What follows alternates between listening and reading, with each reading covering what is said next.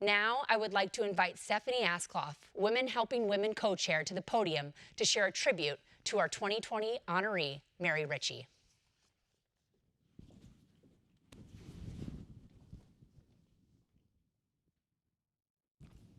Thank you, Ann. I am honored to present to you the person that the Women Helping Women Committee has chosen as our honoree this year, Mary Riche. In making this choice, we consider women who are respected in their field, have a positive impact on the community, have an affinity for mental health issues or issues impacting women and girls, and this describes Mary perfectly. We are pleased to add Mary to a long list of esteemed women in the community who have been chosen for this honor in the past 22 years. I wish we could ask all of you to stand and be recognized as we have in our actual luncheons in the past. But please know that even in this virtual setting, we continue to value and respect the accomplishments of all our past Women Helping Women honorees.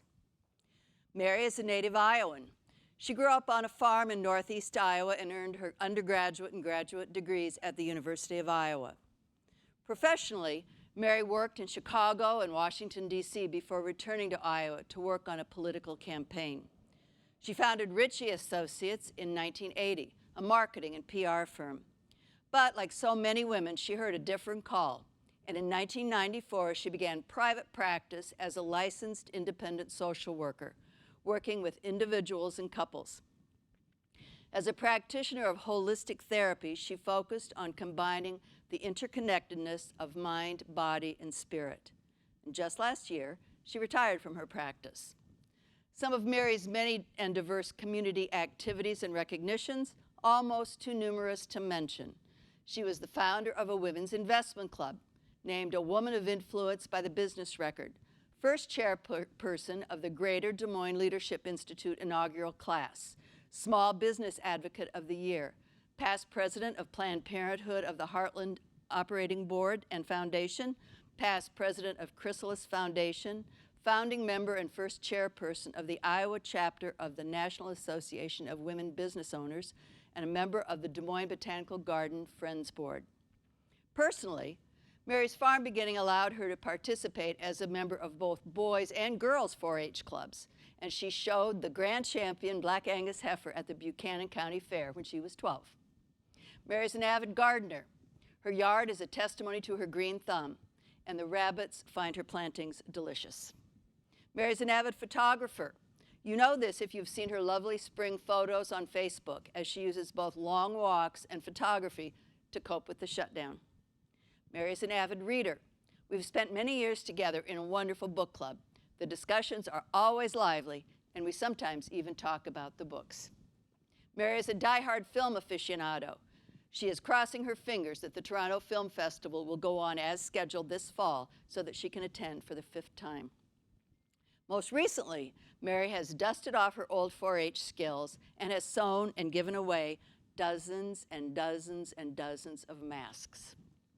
One of Mary's oldest friends describes her as a true and loyal friend, a superachiever, honest, dedicated, and able to respectfully upset the corporate old boys club, but still leaving everyone feel like winners.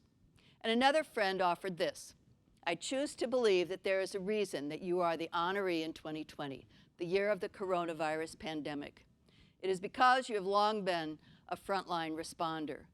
Through your entire life, you have answered your calling to help others and to lead them out of dark places to find their light.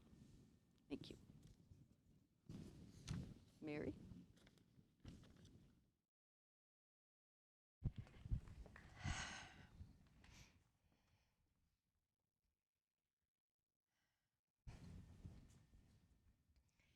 Thank you, Stephanie. Thank you. Thank you to the committee and to the center also for this honor. Greetings to those of you out there in virtual land. It's good to be with you. The need for counseling services has never been greater. That's why we're here today. Together, we are showing our support for women and girls in need of important mental health services. Personally, I find what is happening in today's world bewildering and unsettling. So my garden has kept me centered and hopeful. I'll always be an Iowa farm girl at heart and an optimist by nature, which sustains this lifelong love of gardening. I'm also an amateur photographer, so the garden's changing growth and parade of color offers endless photo opportunities. I love my garden. I walk around it each morning, always discovering something new. Sprouts pushing through the soil, buds and blossoms proving that you can survive the harshest of Iowa's winters. Even the surprise of a spring snowstorm doesn't deter the plants or us gardeners, because we know those snowflakes will disappear in the afternoon sun. Mother Nature and I are in relationship with my garden, and that partnership thrives on flexibility. Together, we grow and adapt when weather changes the plans without losing hope, because gardeners and farmers know there's always tomorrow. Gardening's a lot of hard work, though it doesn't really feel like hard work to me most times. It feels more like an extension of my soul, pouring love back into the earth. Given what we're living through now, I believe this is a time when all of us could use more love and more kindness and more grace. The coronavirus pandemic and COVID-19 are more than severe disruptors to our basic routines. They've caused death and anguish and fear. People we all know have experienced significant loss, though that collective grief has been experienced in isolation. COVID-19 has kept us apart these past couple months during very important rituals in our lives. We've missed that physical closeness, the support of loving hugs, even as technology has permitted us to stay in touch. We adapted, and we learned to worship, to sing, to Zoom meet with our friends and family, and have virtual lunches like today's. Even with those fears about getting sick with the virus, some routines for people have remained unchanged.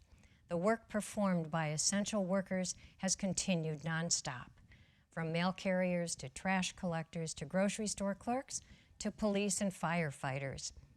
And we will be forever grateful to those frontline responders, the healthcare workers who continue to work in hospitals and clinics, risking their lives every day while saving ours. Our individual and collective coping skills have been challenged to the max, and that added stress elevates anxiety and fears about what the future holds. An unknown future, an unclear tomorrow, and that limits a person's ability to adapt. Too many are teetering on the edge of an emotional mental health crisis. They need a safe place to have their voices heard by compassionate, non-judgmental clinicians like the staff at the Des Moines Pastoral Counseling Center. While I'm honored to stand here today, this event is not about me. Today, it's about the women, the girls, the families, and all of the clients at the center, regardless of their ability to pay, who need and receive vital mental health services. Together with your help, we'll nurture them and tend to their needs like caring gardeners, sharing our financial support, our hope for tomorrow, and leading with our kindness, grace, and love. Though I wish I was able to see all of you in person, I can picture you in my mind's eye.